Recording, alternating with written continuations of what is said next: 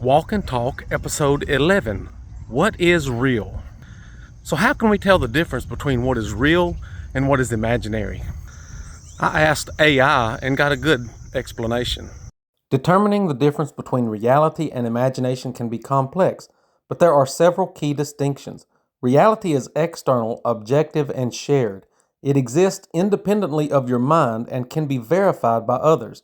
It follows consistent physical laws and events unfold in a predictable, linear sequence. Sensory experiences in reality are typically vivid, detailed, and stable. In contrast, imagination is internal, subjective, and personal. It originates within your mind and is not verifiable by others. The rules of imagination are flexible. You can create scenarios that defy physical laws, and time can be manipulated. Sensory details in imagined scenarios are often less vivid, detailed, or stable compared to real experiences. Furthermore, you have a sense of agency and control over what happens in your imagination, while reality often presents situations beyond your control.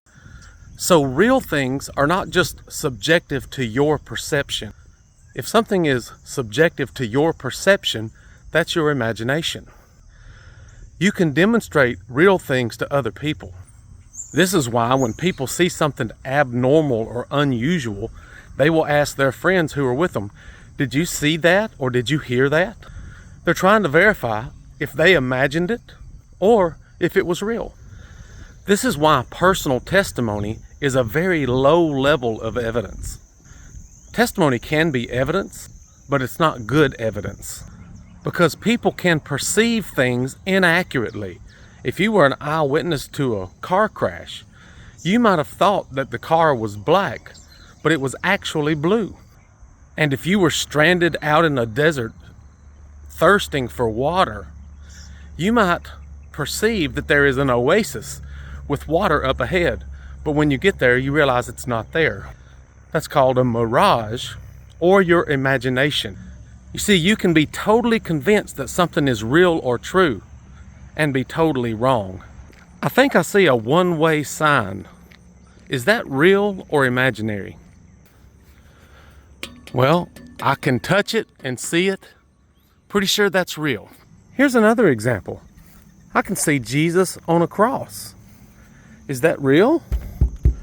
Well, I can touch it, but it's not a real person. It's just a painting or a picture.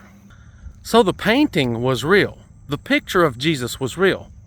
But that doesn't mean Jesus is real. The same is true not only for paintings of Jesus, but also for writings of Jesus. Just because people wrote about Jesus does not mean Jesus was real. People have written about many fictional characters, gods and demigods and superheroes. People have the ability to write about fictional characters. And the primary reason why anybody thinks Jesus was a real person is because things were written about him. But none of the things written about him were written by first century contemporaries. And that includes the Bible. Matthew, Mark, Luke, and John, and all the letters of Paul, none of them were written in the first century. Scholars are flat out lying to you when they say that the New Testament writings were written in the first century. They weren't. The very first Christian writings that show up in history are the writings produced by Marcion of Sinope in 144 CE. This is the earliest gospel that has ever been found or referenced in history, and this is the first time any Pauline letter was ever mentioned in history in the mid-2nd century. There is no evidence at all that any of the Christian writings existed in the first century. There are no manuscripts, there are no references or citations from first century sources. All Christianity has 2nd century evidence or later. But let me get back on subject. What is real and what is imaginary? So the writings about Jesus are real, but that doesn't mean that Jesus himself was real. Because people can write about fictional characters.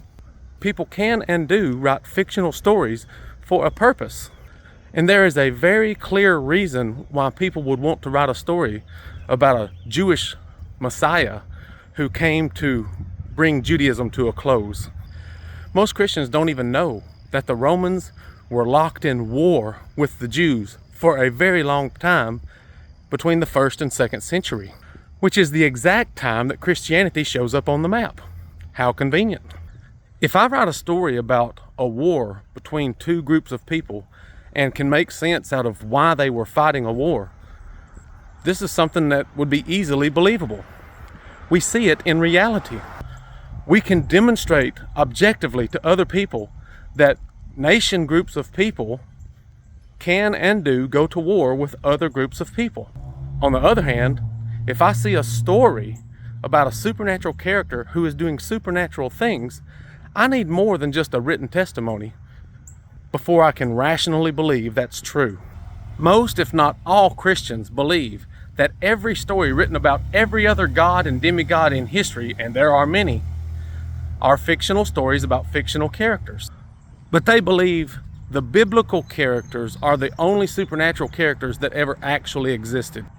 And their only justification for believing that the biblical characters were actually supernatural is because they were just trained to believe that the Bible is true. But we can prove the Bible is not true. The Bible is full of errors and lies and contradictions, false history, supernatural claims that cannot be verified, and supernatural claims that can be proven to be false. Christians will argue that they have objective evidence because there are so many Christians that believe the same thing, at least that Jesus existed and that he was really God. But there are over 2 billion Muslims that believe that their version of spirituality is true. But Christianity and Islam are mutually exclusive. They cannot both be true. So at least 2 billion people on one side or the other is delusional. So we have proof that individuals can be deceived, and also great masses of people can also be deceived. This is why it is so important for us to understand how to tell the difference between what is real and what is imaginary. If Jesus is real, let him demonstrate his existence through objective data, not just through personal testimony or personal imagination or delusion. If Jesus truly has power, let him demonstrate his power rather than expecting us to believe your personal testimony that has no evidence in reality. I was a Christian for over 40 years. I know how Christianity works, and I know there's no power in the name of Jesus. I know Christians have just been brainwashed into believing Jesus is real and has power, and that all they ever do is make excuses why Jesus won't ever demonstrate his power in reality. So I'm done believing in fantasies and imagination. If anyone wants to convince me that Jesus is real and powerful, they're going to have to bring some objective data. I do not want to live a delusional life believing in fantasies. And you shouldn't want to live your life that way either. And Christians don't want to admit it, but every single one of them are motivated by the fear of being tortured in hell if they don't believe the story. And fear is a very powerful tool to control and manipulate the minds of others. The reason that person in the desert sees a mirage of an oasis is because he's afraid he's going to die. That is exactly the same reason why people are seeing Jesus and proclaiming that he is real, because they are afraid they're going to die. Christians will tell you that you shouldn't test God or tempt God. That's because they don't want you to find out that he's not real. If God was real, he wouldn't be ashamed to demonstrate his existence. If God was powerful, he could demonstrate his power. Every single day that goes by is a day of naturalistic explanations. There are no supernatural interventions of any kind. You only have your personal imagination that you've created, the fantasy in your head. And you interpret naturalistic things from your delusional perspective. And I'm not mad at you or God about it.